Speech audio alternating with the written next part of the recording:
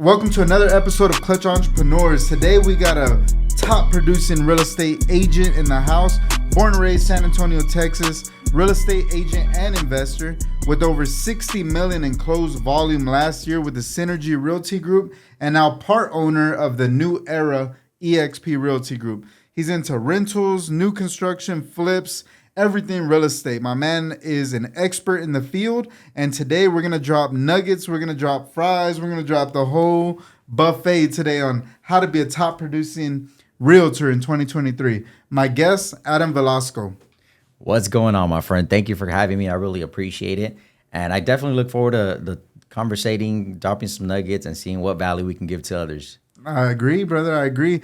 I've been seeing y'all for a long time, you, Frank, the whole gang, Richard, and y'all been making some moves here in San Antonio, man. Yeah, man. So it's been exciting. Known both of them, actually, since we were back in middle school, worked together, running in our 15, 16-year-old at Aldaco's restaurant right there by Sunset Station. So we've been knowing each other for a really long time. And it's exciting to actually be able to come together and create something and build something, not just for ourselves, but for everyone else around us. So very, very exciting for this new journey. Can't wait to see it go to the next level. Me neither, bro. Me neither. I've seen y'all come up, and, it seems like it hasn't been that long. And what y'all been able to do in a short period of time is pretty good. I mean, how long has it really been? 4 years? You started in about 2019? Yeah, I started 2019. And ultimately, the big thing about it is this new journey that we started with New Era at EXP just recently kicked off about 6 months ago.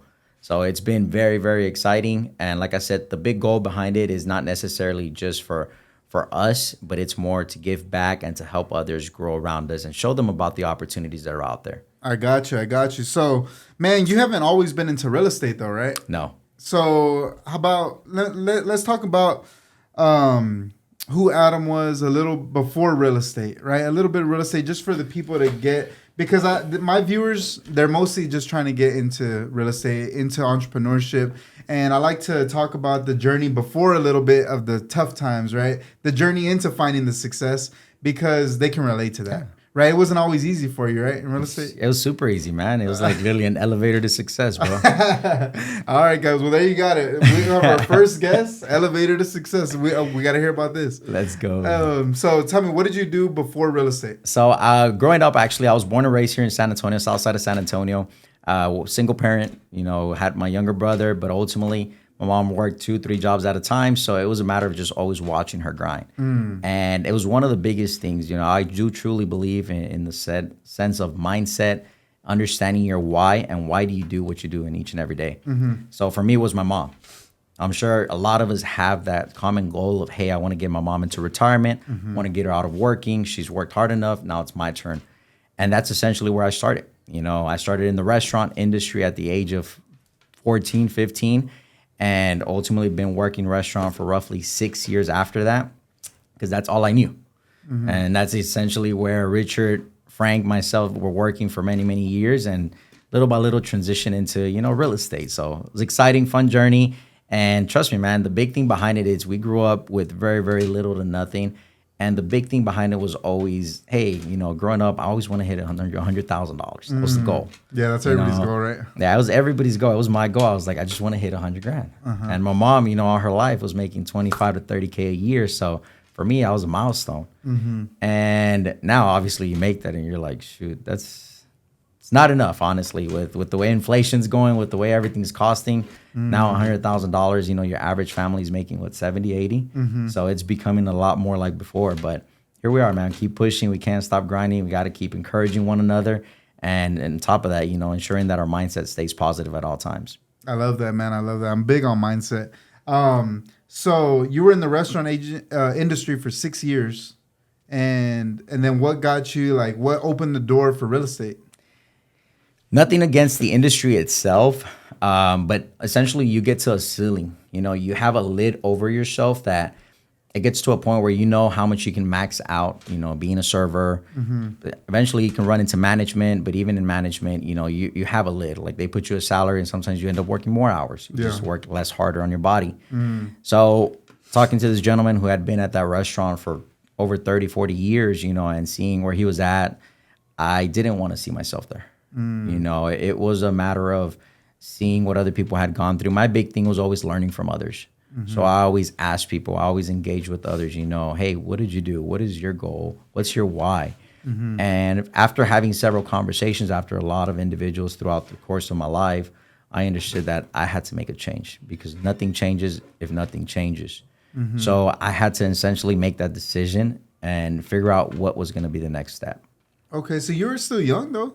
Yeah. I mean, you started at 15, 16, and you were in there for 5-6 years? Yeah. So you were only in like early 20s. And what restaurant were you working at? I worked actually at a very common restaurant that a lot of people know, Mi Tierra. Oh, Mi Tierra Cafe. Man, everybody I was ran there. through them doors, yeah, right? man. It was I awesome. My cousin used to work there. He'd pull up with carne asada tacos every night after name work. it, Be like, man. yo, let's go. Bean and name cheese, it. everything. I love eating their steaks, their desserts, everything. man. Fire. So, yeah, Mi Tierra is a super popular restaurant here in downtown San Antonio. It's like the most popular. Yeah. As far as like tourist food, but it's still good. It's good. I go. I'm It's like, a lot hey, of Tex-Mex. this It's is delicious, good. man. You still have a good time there. Yeah. Get the mariachi going. Yeah. Dance a little bit. Have Have a good time there, man. I like the atmosphere. I like all like the little stuff hanging from the ceiling and all that stuff. It makes it look cool. So 6 years, you're in your early 20s, and then what happens? In my 20s, when I realized that, I had my son, my very first son at the age of 21. My wife was still in school. I was the only one working. Figured I needed to get into real estate. Got my license. No one I know today was in the industry back when I got in. Okay. So I probably shouldn't say this, but I always say this. I feel like it was a dinosaur industry. There's a lot of older people in it. Oh, yeah. So coming in, I tagged along a few people, was in there 6 to 9 months. Didn't really know the whole concept behind real estate. All I knew was, hey, I had family members, tias, everybody that was building them, cleaning them, but no one was selling them. So I was like, hey, maybe I could get on this side of the industry, figure it all out. 9 months into the industry, I got in the loan, and things didn't go as planned. And I'm sure a lot of new agents. I got into the real estate industry. Okay. And I'm sure a lot of agents get into it. They're lost. They don't know what the next step is. And ultimately, what happened was I got out. I was like, I hadn't learned the craft of selling. I hadn't learned, what was important. I didn't really know what the whole concept was in real estate itself. So I got out. I got into selling life insurance. I got mentored by some really, really great managers who ultimately poured a lot into me. And, one of the funny things that he told me that I still remember to this day, he goes, don't ever let anything get to your head. Don't ever get cocky. Don't ever let money, don't ever let anything get into your head. And I'm just listening to him. And as I listen to him, he goes, he had this little earth right on his table. And he goes, you're right here. He points with this little pencil, a little point. And he starts spinning that thing. And he goes, if tomorrow you die, the world ain't going to stop for you, man. He goes, so don't think the world revolves around you. He goes, be out there, go out there and give value to people, help others, and do what's right. So I like that. That's something that stayed with me for years, man. For years, he goes, you can make a lot of money in this industry and in any industry that has to do with sales. Yeah. He goes, you just have to learn and you have to make sure that you keep your integrity and you always do what's right.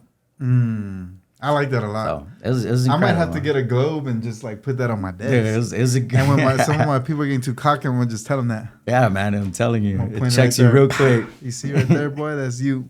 That shit spins, boy. No With matter or what. without you. I'm just saying, but that's tight. I like that. So that's pretty cool. I like that. So I agree. So sales, guys, if you're watching this and you're stuck and you don't know what type of career you want, sales. Like if you don't want to go to college at least, and you don't like want to be like something that requires a degree, sales. I wish I would have learned this earlier. Oh, Man, sales is where it's at. It's like it's definitely the highest job you can ever get. And there's no limit to how much you can make. How good of a salesman can you be? How many sales can you make? How many sales can you manage? And that's unlimited. yeah. So shout out to one of your mentor. And I had a couple of them, man, and I'm telling you, it's been an incredible journey. What I always advise and encourage people is look for a mentor. Sometimes we don't want to make the expense. Sometimes we feel like there's no value to it. But I've had several through the course of my career in real estate, and obviously through insurance, and have helped me blow up and grow, not just financially, but mentally, physically, spiritually. Yeah. And I feel like those three elements come together, and it's crucial in your life. You have to learn and understand how to keep your values in alignment, and make sure that you're just following it, that your video matches your audio. I love that. So I agree with that 100%. I'm big on that too. Like mentally and spiritually come before everything. Well, actually, like those are like, I tell people, if you work on yourself more than you work on your sales skills or whatever, your money's going to grow automatically. It's crazy how that works. I still haven't really figured it out because I got on that. I barely started learning about all this, man. So I've been studying this, I'd say, for like about 5 years on mindset and all that whole self-development thing. And man, it's just like my life's changed so crazy in the past 5 years and just studying this, like growing as a person. Yeah. Because I was like, I think I had like a bad attitude back in the day. I was just like, I thought I was cocky. I was just a bad person. Like, it wasn't that cool to be around. Yeah. And then once I started learning all this stuff and I realized and I was conscious of like, man, like I can be better. Like, there's a reason why I keep attracting these bad situations or worse places I don't want to be. And then eventually you learn these things and it's crazy. Like, you know, when you get into self-development mindset, how like everything else just starts growing around you. Your finances, like your relationships, everything just gets better. Yeah. And I wish I would have learned it when I was 18, man, because my life would have freaking been way better. But, you know, you live and you learn, right? Exactly, man. We all live with that. What if I would have known this? If I would have known this. Right. And it's just the reality of things, you know. But the only thing you can do is push it forward, you know, towards your next generation, towards the people around you. Is just pour into others and essentially be a valuable person, you know, give back. Yeah. So, okay. So you're in life. Did you make good money in life insurance? Yeah, man, it was really, really good. The big reason of, you know, I was in there roughly 3-4 years that I lasted in life insurance. Right? All commissions? All commission based, yeah. Oh. Yeah. Okay. And actually, at first, it didn't start off in commissions. At first, it was kind of like that door-to-door knocking. So that brought me back to like basics. You go and you collect, you go and you sell, you go and you door knock. So it brought me back to like, oh shit, like sales isn't as easy as you think. You go through a hell of a ton of no's before you get a yes. That's rough. If you've never done door-to-door sales, just go try it and put some calluses on your sales skills, because that's the hardest. For real, man. Getting like, it's one thing I know, if y'all are scared of sales, y'all know one thing is like you know your new agents are like scared to be on the phone in front of everybody, right? Like you got that phone fear. And imagine doing that in person and door knocking. That was my first sales thing too. So when I first started my business, I would go like trying to cut people's grass, and like in the best neighborhoods because I wanted to get contracts, and I would get this so hard, bro. But I never let that get to me. Nah, you can't. But like, you don't know unless you've done it, right? Like, it is one of those things, man. It's a reality of it. Like whenever you get a door shut in your face, whenever you get no after no after no, you get plenty of like beat downs. And the problem is, it messes with you. Is it like, is it me? Like, is it me? You become self-conscious. I'm like, do I just suck? Do I smell bad? Like, what happened here, man? Yeah. So it really comes down to you question yourself, and that's where mindset kicks in a lot, man. And honestly, the big thing behind it, and the biggest advice I can give in that sense, it's you got to stop being a victim of life. You got to stop being afraid of being turned down, and you just got to go out and not care what other people have to say or think. Yeah. At the end of the day, you know, you're building yourself up, and it's like the gentleman who built the light bulb. You know, you look at him and he says, "Oh shoot, you failed 10,000 times," and what did he say? I figured out 10,000 ways that it wasn't going to work, you know? Oh, drop the ball. At the end of the day, that's really what it is. It's mindset. Yeah. How do you see life? How do you see perspective of situations? Yeah. Do you let them bring you down, or do you just try to find the positive? Or not try, but do you find the positive in them? I love that, man. I love that story. That's one of my favorite stories. Well, it was Thomas Edison, right? So I actually just did a Mindset Monday video yesterday, and the whole thing was about that guy. Yeah. So it's cool that you mentioned that, but that's cool, right? Like, It's man, insane, he failed how many times? 10,000 times. 10,000. Can you imagine? I don't think I could try something 10,000 times, bro. I probably do like 9, but I don't know about 10, man. Like, but that just goes to show, man, like what it takes to be, because now he's one of the greatest inventors of all time. But because he was willing to go through that, and I'm not willing to go through that. I'll tell you that 10,000. Me neither, man. Man, so he deserves all that respect. So all right, man. So now it's what year when you find real estate again? So I came back into real estate in 2019. Okay. And the big thing behind it was, obviously at that point I figured out that I wasn't going to be able to figure it out on my own.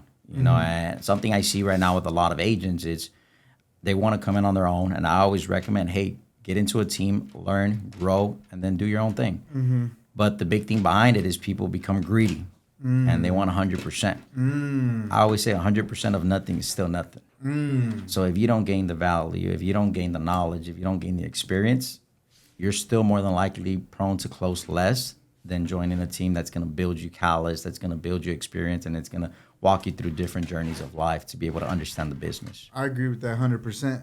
That's like the saying, right? Would you rather have a whole grape or a piece of the watermelon? Yeah. You know what I mean? It's a reality. That's really what it comes down to. It's true. You get greedy and you think it's all for you. Like, and buddy, let me tell you the truth. It isn't. Yeah, Shit, no. you won't be closing anything. Exactly. And but you know what? Sometimes people gotta learn the hard way, and that's fine too.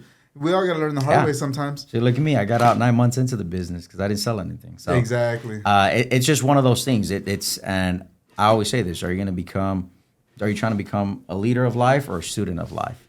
And you can't be a leader until you become a student.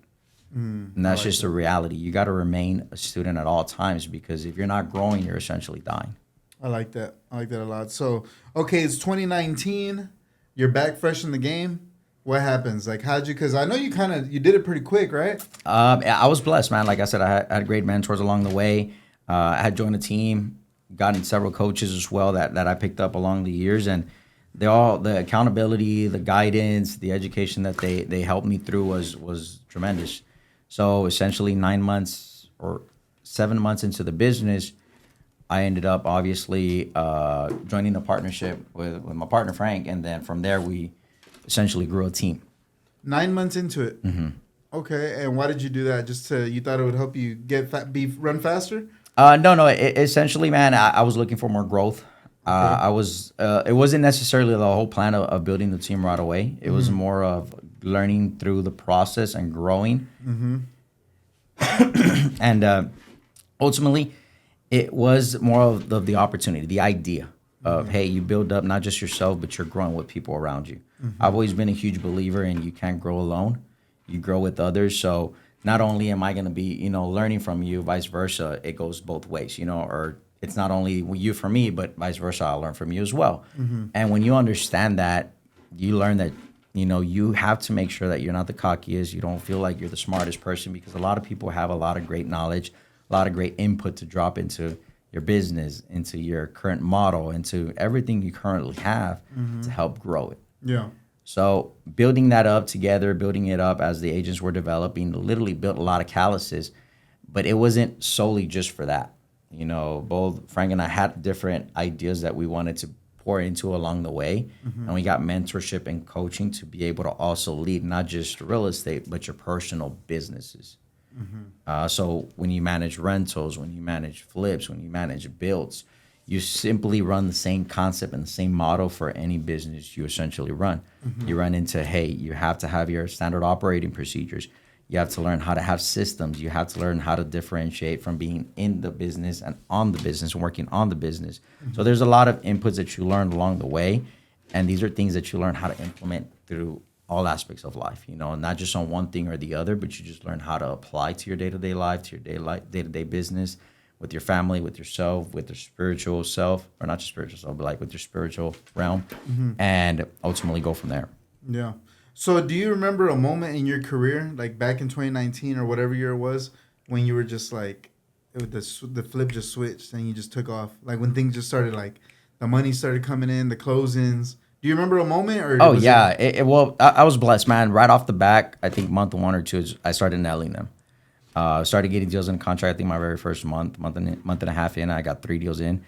But it was also, I believe one of the big things is also mindset. Like I couldn't fail. My big thing was I told my wife, like, hey, I'm going to jump back in, but failing is not an option. Like I'm going to be working freaking 60, 80 hours a week. And that's ultimately what I did. I was having appointments. I sucked. I dropped a lot of deals that I could have had potentially. I lost a lot of clients, but it's how I learned at the beginning. Yeah. And I didn't necessarily see it as a loss. I saw it like as a learning lesson. Like, what did I do? What could I have changed? And little by little, I started tweaking how I carried myself, how I presented myself to people. And I learned obviously the skill set of, hey, it's really just coming from understanding. They always say God gave us 2 years for a reason. So we got to learn how to be better listeners.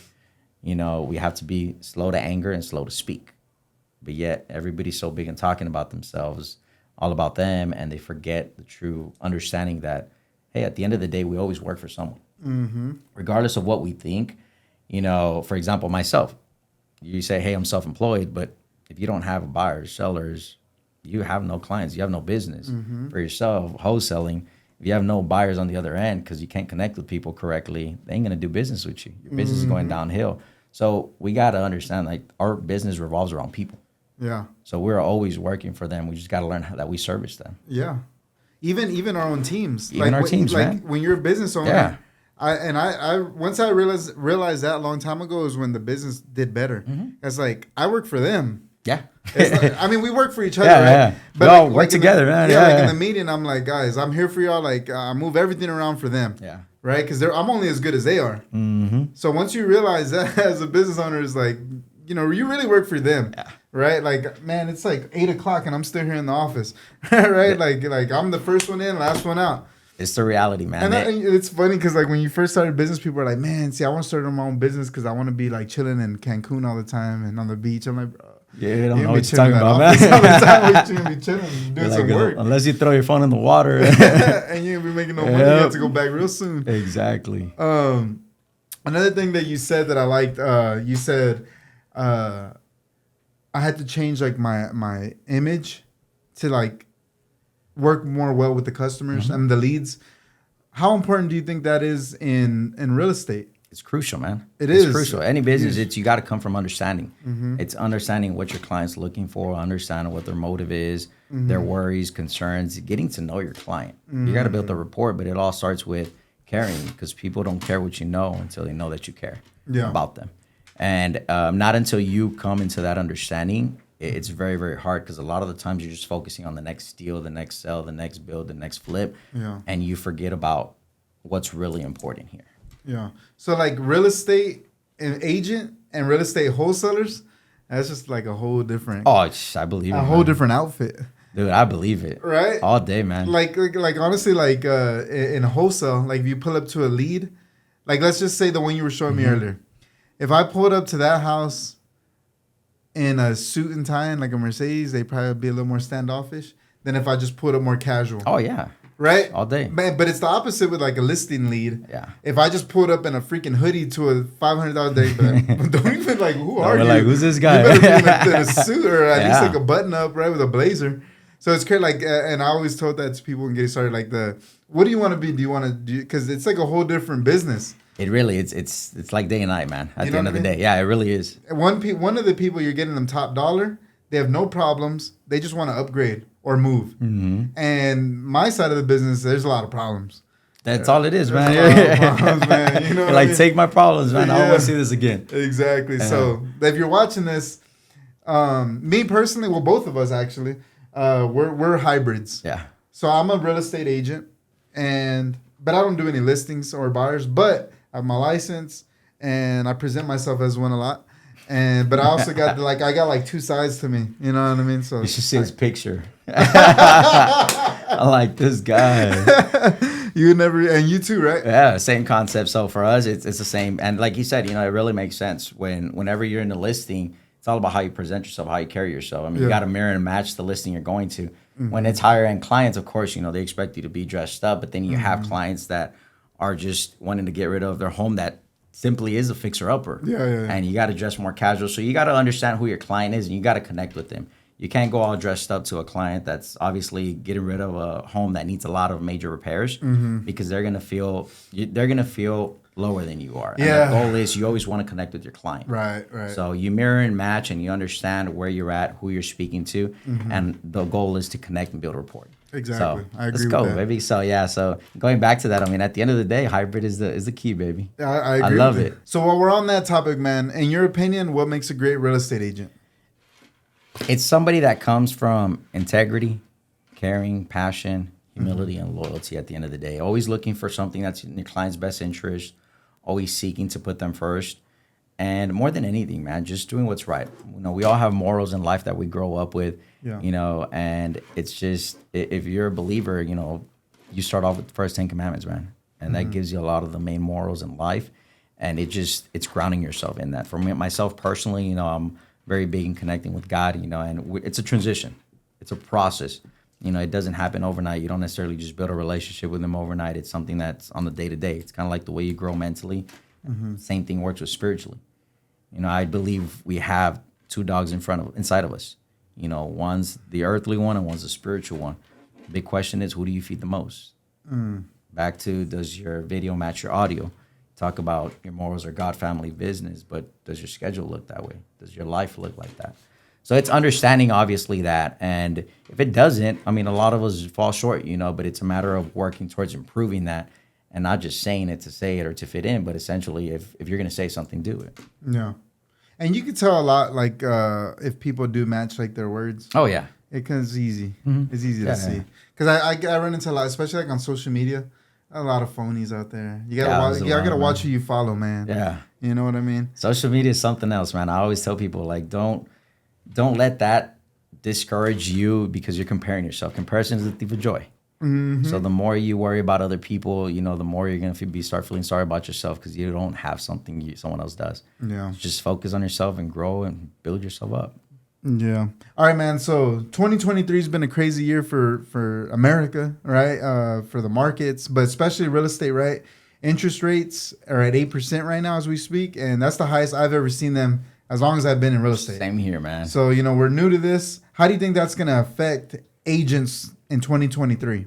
I mean, the big thing about it, it's, one of the big things is I wish I had a crystal ball to tell you exactly what's going to happen. If I did, I'd determine whether I start buying all the houses or selling all our houses. Yeah. But the beauty about it, it's obviously they always talk about history repeating itself.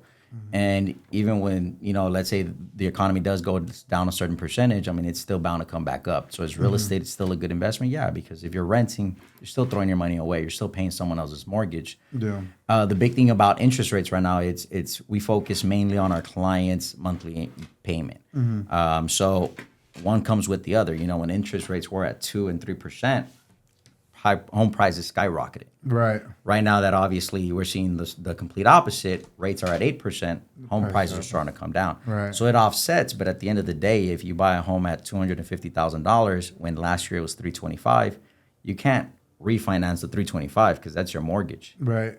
But if you buy a $250,000 with an 8%, 2 or 3 years later it comes down to 3s again or 4s. You can always refinance that rate. Right. And get the benefit of it. So that's essentially what happened with us when we bought our house in 2017. We had almost 6%, and when the values went down on the interest rates, when they started coming down, what we did was we refinanced at a 2.8. So it made a huge difference. Almost cut our payment by like $600-700. Dang, crazy. So that rate makes a difference, man. But at the end of the day, when you focus on that payment, you'll find the right house as long as you got the right agent by your side.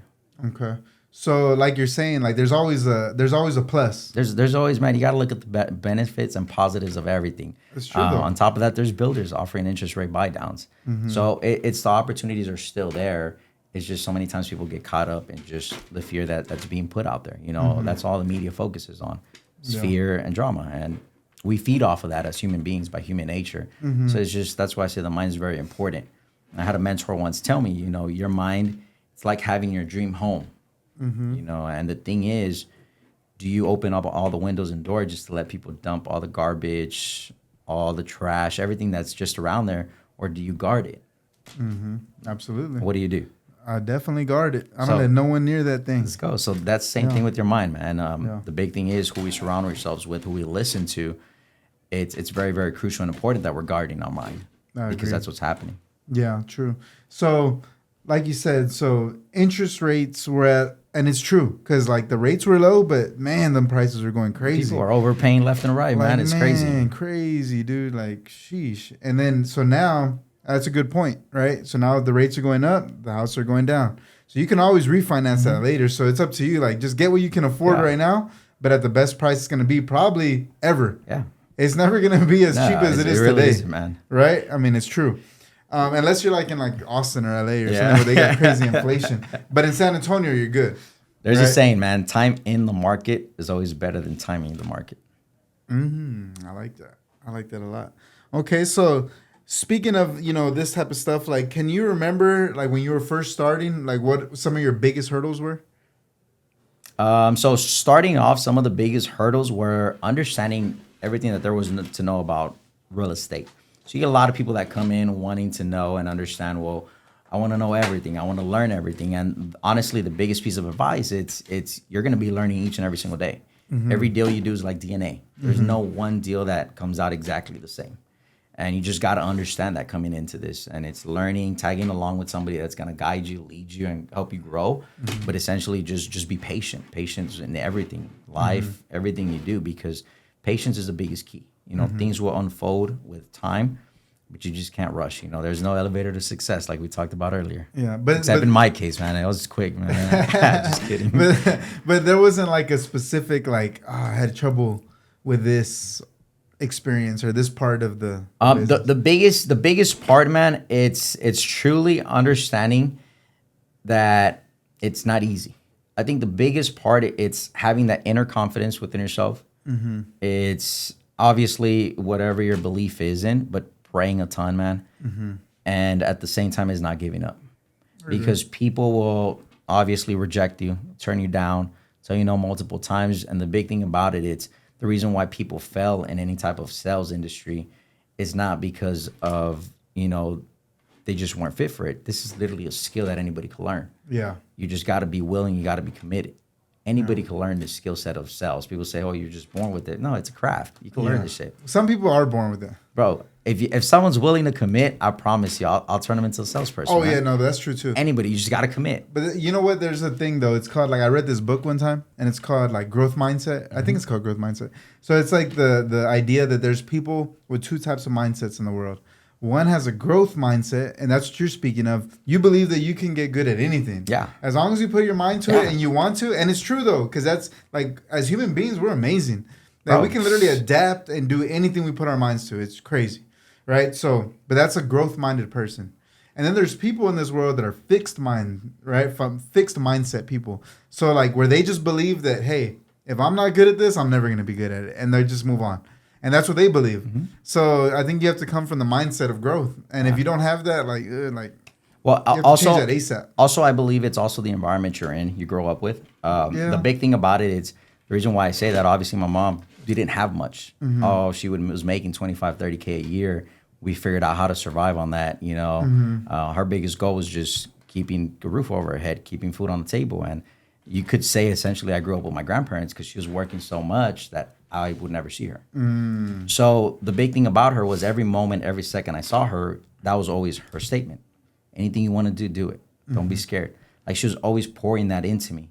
So growing up, it's a mindset shift, but you got to be open to it. You got to be ready for it. Yeah. Because nothing just comes natural. It's like Michael Jordan. Michael Jordan didn't just shoot, every once in a while with his friends. He's committed to it. Yeah. 24/7. Not a lot of people do that commitment. Yeah. And the reason also why I say that is because people always talk about the labels, introvert, extrovert. Mm-hmm. So if I had to label myself, I would label myself introvert.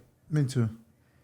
But I learned the craft of how to connect with people. Same. I push myself out. I mirror and match, man. By the end of the day, I'm dying. I'm like, when I get home, I'm always like, you don't want to talk to me? I'm like, baby, I'm freaking tired. Like, don't come with that today. I was like, we'll talk tomorrow. Hey, bro. Yeah. I'm introverted. Yeah. And I'm over here doing podcasts. Like, dude, I force myself out here. That's the same thing. For real. But I learned that craft from my mom. My mom has a very extrovert personality. Mm-hmm. And I always love that about her because she could meet anyone, and essentially talk to you like she's known you for years. Yeah. And I always loved that connection she had. So all I did was I started marrying and matching what she was doing because I was always afraid to play with kids. Like, I didn't want to because I was just like, well, I don't know you. I don't want to talk to you. Like, I'm just going to stay by myself here. I'm chill. Oh, yeah? You're that kid? Yeah, I was that kid, man. In high school, or middle, in like 8th grade, 9th grade, I changed that because I went to a different high school, Fox Tech. Let's go. Come on. I went to Fox Tech, man. And the big thing there is everybody was new. No one were my old friends. Yeah. So I tried applying, or I applied what I had learned and what I had been mimicking for years, and it worked, and I liked it. Mm-hmm. And guess what? I just continued doing that, but that drains you, man, all day. Yeah, if you're not if that's not your natural. No, that's not my natural person. Yeah. So were you always like a dreamer? You're always like thought big? Believe it or not, no. No? Mm-mm. When the bug hit you? Honestly, the biggest thing was talking to mentors, coaches, because it's easy for you to see movies. It's easy for you to see all that. But the reality of it, I didn't naturally grow up a little kid just thinking big, thinking, hey, right now, if you obviously it goes back to the mentorship coaches. But back then, my goals weren't scary. They wouldn't scare me. I wouldn't even scare myself. Yeah. I was like, oh, that's a cool little job. Yeah. if I had to tell myself, that's literally what I would be telling myself. Yeah. But it's a matter of, that's why I say, I'm sure you've heard this before, but you could show the horse where the water is, but you can't force him to drink it. Mm. And the big thing behind me was when I saw where the water is, dude, I drove in. I was like, I'm sorry, I don't freaking live here. Yeah, and that's the big thing. I knew I want to change. I wanted something more to life. I didn't know what it was. I didn't know what more looked like. I just knew that I had to keep pushing. I couldn't stay stagnant. I had to keep growing. My mom always told me, she goes, you can keep pushing. You can't give up. You got to want more. You got to want more. And I didn't know what it looked like. I was like, I'm at a restaurant. What more can I get? I don't want that management position, dude. Yeah. I'm like, we work long ass hours and they don't make the same amount, you know? Yeah. So that's what kept me kind of just going towards that, pushing. Okay. See, I've always been a dreamer. I was like, my cousin used to call me dreamer and shit because I just say some wild stuff. You know what I mean? I'm like, I'm going to do this. I'm going to do that. My dad, I'm going to do that. So I've always been like, I don't know how I was going to do it, but I would always just try some crazy stuff. Right? Like, even with what this is doing right now. Like, this guy, like whatever. It's badass, bro. Shit, know? I'm telling you. Because I would have never thought I would. You're like Martin Luther King Jr. I would have never thought I would have been a podcaster, bro. Or even awesome. Even like an influencer type, like doing social media and all that. I just, you know, for me, I would say like I'm attracted to things that I'm scared of. That's because I want to grow. You know what I mean? Yeah, that's the beauty. Like I'm aware. Like when I'm scared of something, I'm aware, and I'm like, okay, so what is that in me that's insecure, and how do I beat it so I can be better, stronger, bro? You become eternally stronger. And I was scared of like, bro, talking in front of people, like all sorts of stuff, and I was like, man, I want to tackle this. You know what I mean? It's badass, man. So that's really the way you should take on life. Yeah. Anything. It's like when something gives you any type of fear or any type of intimidation, it's you freaking grab it by the horns and you just hope it doesn't stab you, man. It's like learning about yourself. They're like, why am I scared? It's just a camera. Like, you know what I mean? Or like, I'm just speaking in front of people. Why am I really scared? Like, what's that deep thing? What's really behind this? Yeah, so it's like learning about, you know what I mean? Like, I used to be scared of going on planes, bro. Oh, dude, I was still am, bro. scared. You're still scared? Yeah. Dude, okay. My first time as I an hate adult. heights, bro. Let's put it like that. Oh, me too, bro. I'm going to go skydiving. I don't know why. I hate heights, dude. Bro, I remember like it was my first time on a plane as an adult. I was like 27. First time like as an adult. I think I went with my parents when I was like younger, but as an adult, like on my own. And bro, I remember being on the plane, dog, so scared, bro. Like when it was taking, I just terrified. And I just kept going, bro. And now it's just like nothing. I get on that plane, bro. I'll be reading a book, yawning when we're taking off, just whatever. But it's crazy how you grow through things, right? Just I mean, that's really what it comes down to, man. You know? I don't gotta lie. I still get on the plane. I still get scared.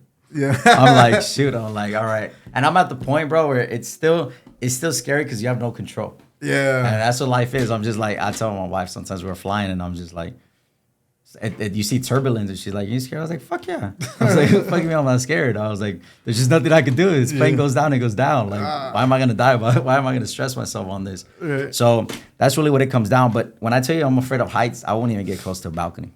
Really? Like, I'll look over it looks cool, and I'll walk back inside. Oh, yeah, I'm the same way. I'm like, nope, I won't even touch the rails, dude. I'm like, the same way, bro.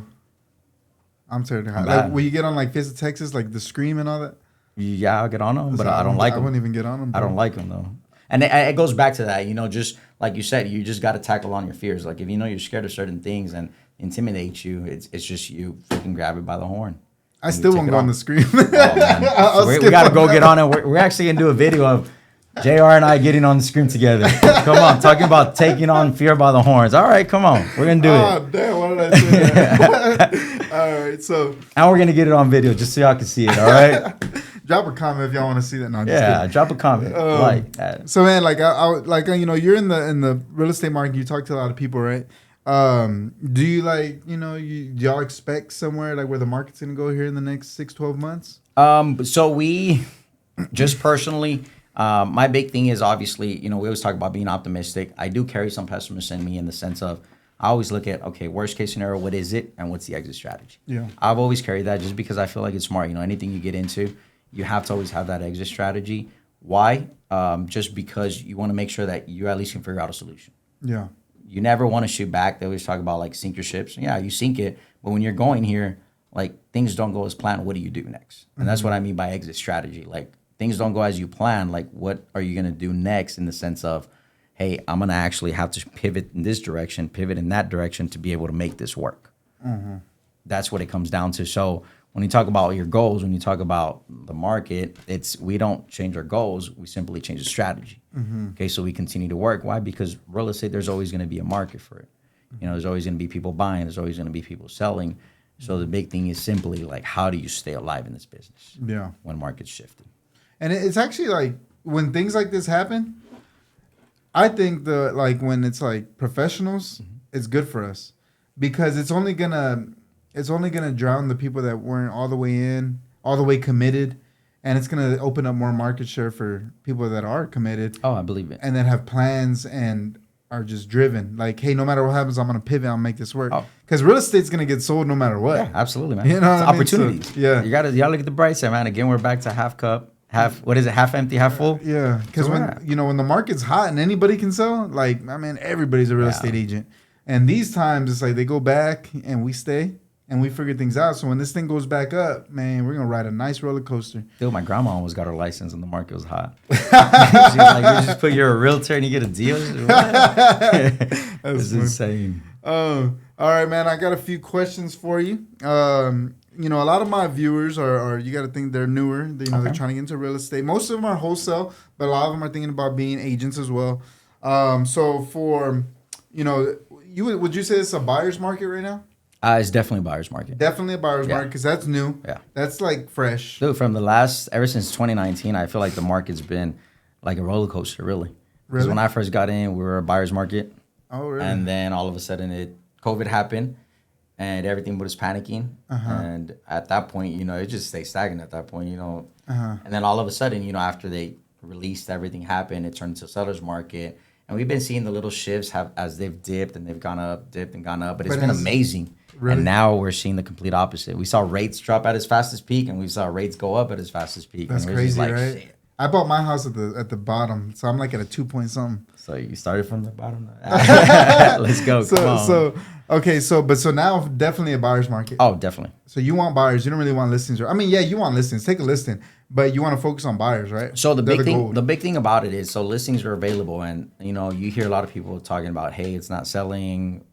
Listings are saying, and the big reason why these stay is because they're just not priced accordingly. And the conversation you got to sometimes have with seller is like, it's not stating that your house is in value so and so, but we're just interpreting the market. And right now, the way the market is, there's a lot of competition. So if you want to sell, you just got to price it right.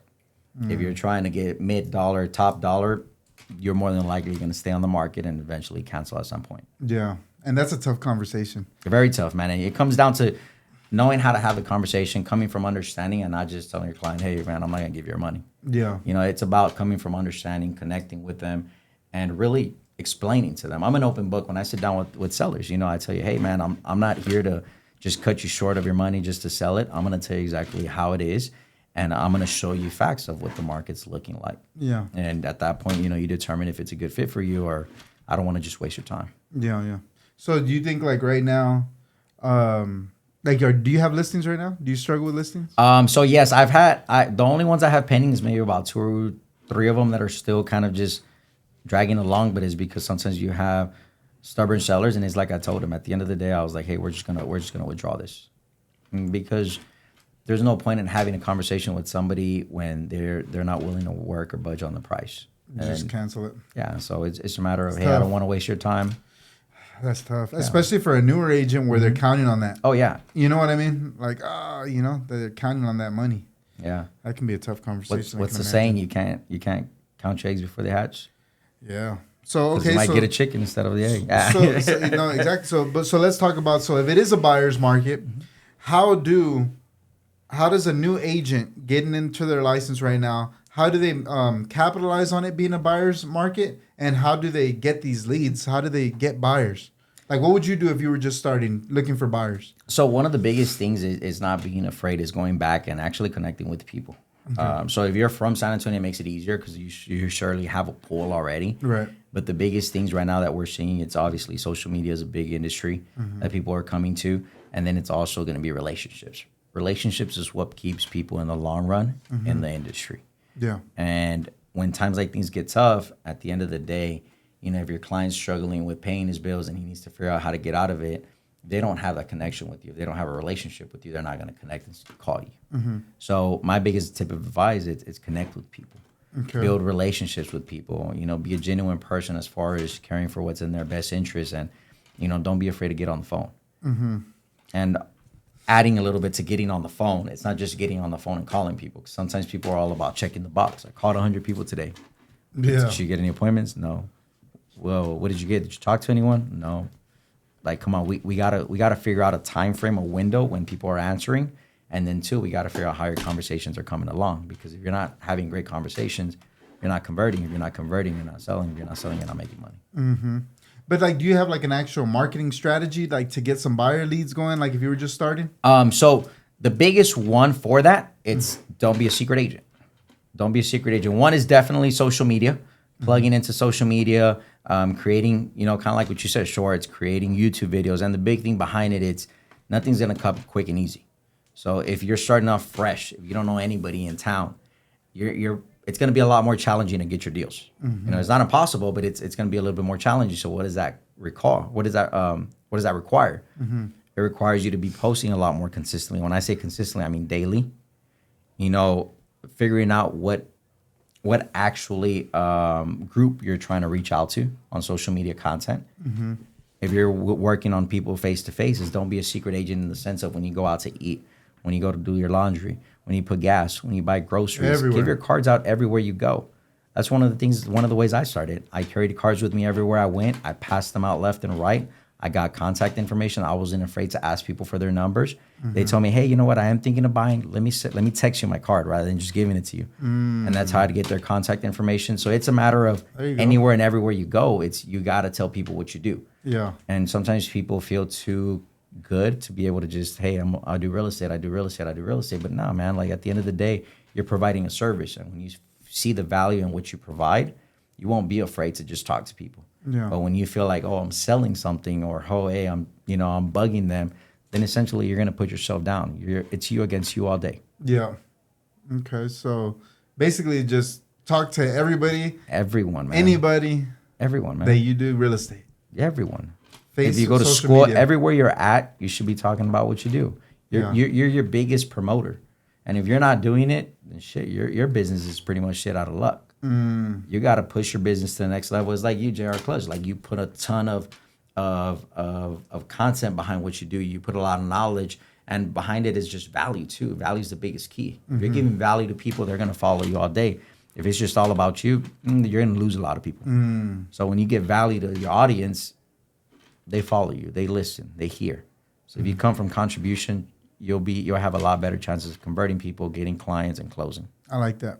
Yeah, guys, if y'all are getting value from this podcast, drop a comment, like it, subscribe. Make sure you share with your friends so we can continue to spread this message out, And if y'all want to watch this guy get on the screen, make sure you freaking put number 5 on there. We're going to get him all the way up there.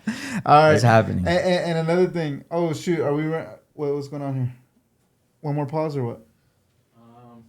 Do like at least 10 more minutes, 5 minutes max. All right. 5-10 minutes. Oh, we're still good? Yeah. Okay. I just don't want this camera to stop. Okay. Shit, I lost my train of thought. You said the screen. Oh, yeah, we're on that topic. So, on that topic, if it was me, and I've never been a real estate agent. I remember when I first got my license, I tried it, and I was so lost, bro. And they had me cold calling in this little, 4x4 room, just cold calling off a dialer. I don't know what the hell I was doing. I was like, man, this sucks. I'm just asking random people if they want to sell. Damn. At least give me some sort of, target list. It's just random. Hey, you want to sell your house? I'm like, no, who the hell are you? You know what I mean? It was tough. Why calling me, man? Yeah, it was tough, bro, and I hated it. So, but anyways, if it was just me and I was just starting, I would definitely use social media, right? And I would probably go to open houses and try to do open houses, do videos everywhere I'm at, post them. I'm here. Talk about specials with lenders, buy down rates. I would do all that stuff and just start. It's called generating leads. Oh, yeah, most definitely. All day, man. All day. Generate leads. What was that? Oh, no, go ahead, man. Oh, just generate. Because every business is essentially the same. What I do, what you do. Generate leads, qualify leads, close leads. That's it. I'll tell you. Hey, right now, it's color coded. Should do anything and everything. I mean, for a lot of new agents, too, host open house every freaking day. Host an open house every single day because you got nothing better to do. If you're new in this industry, go sit in there, kill 2 birds, 1 stone. Make your calls, reach out to people, go visit businesses. Literally stay consistent, stay in front of people. That's the number 1 goal. Go door knock. There's a lot that you could do. It's just a matter of getting out of your comfort zone. A lot of people feel like, oh man, I come from this 9 to 5. They would pay me. I'm not going to go door knock. And no, the reality is coming into real estate, if you want to succeed, first year, I always say either makes you or breaks you.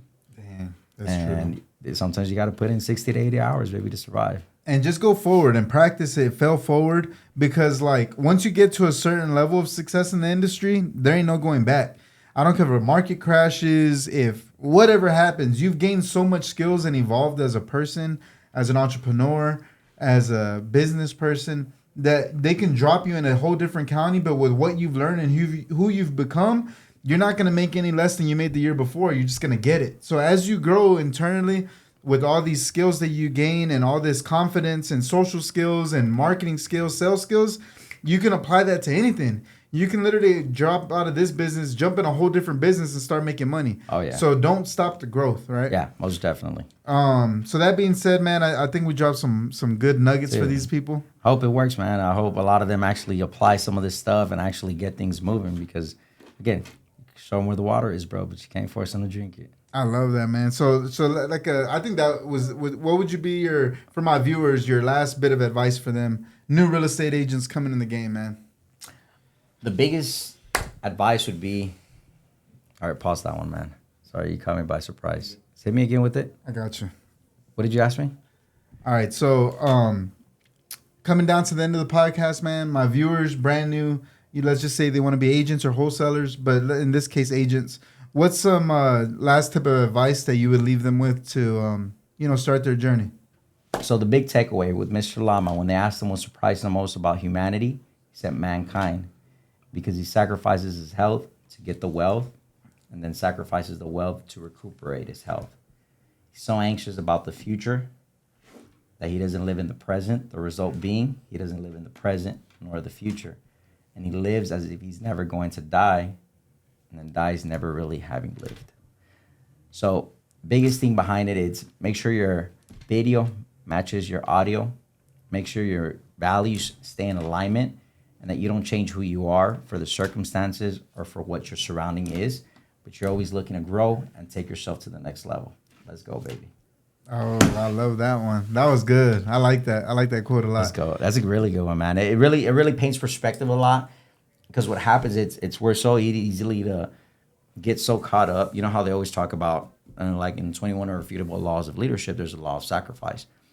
And what happens, obviously, one thing comes for the other, and you got to compensate one for the other, Mm-hmm. And it's understanding, obviously, when you're building up your business, it requires a lot of time, a lot of dedication. Mm-hmm. So sometimes it sacrifices a lot of what's really important to you. How many people have you met in this industry?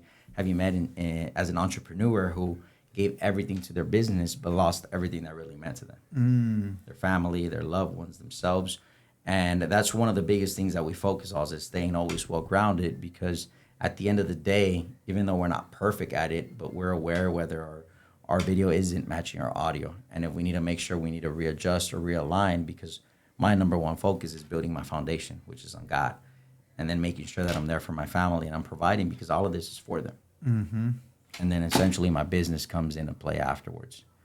And as long as you keep your values in alignment and you're rearranging and you're restructuring them and you're actually looking into them every so often, quarter, monthly, yearly, bi-yearly, it's just important and crucial that you're doing it, So that's a big takeaway that I'll give to people. It's don't let your environment, don't let others change who you're meant to be and who you are because God gave everybody a God-given talent. We just got to go out there and reach it and we can't be afraid, man. I love that, man. I love that. So, guys, I hope y'all got some value from this podcast. Make sure to subscribe. Make sure to hit the notification bell because we're going to have some guests just like this. As a matter of fact, it's probably not going to be uploaded by this Friday, but I'm going to be speaking at my boy's event. Oh, shoot. Make sure you come out this Friday. It might not be loaded then, but it's all good. We're going to have another one. What he's saying is he's going to work overtime to get this uploaded before Friday. So, all right, guys, make sure you subscribe, hit the notification bell, drop some comments, share with your friends. We're trying to spread this message far and wide. I hope y'all got some value. If they want to reach out to you, Adam, where can they reach out to you? Give me a call. My number is 210-782-1245. At the end of the day, we're always here to help, give value. Let us know what we can do. All right. Y'all know where to find me, Jared Clutch, on all platforms. I hope y'all liked it, guys. And until the next one, see you then. Let's go.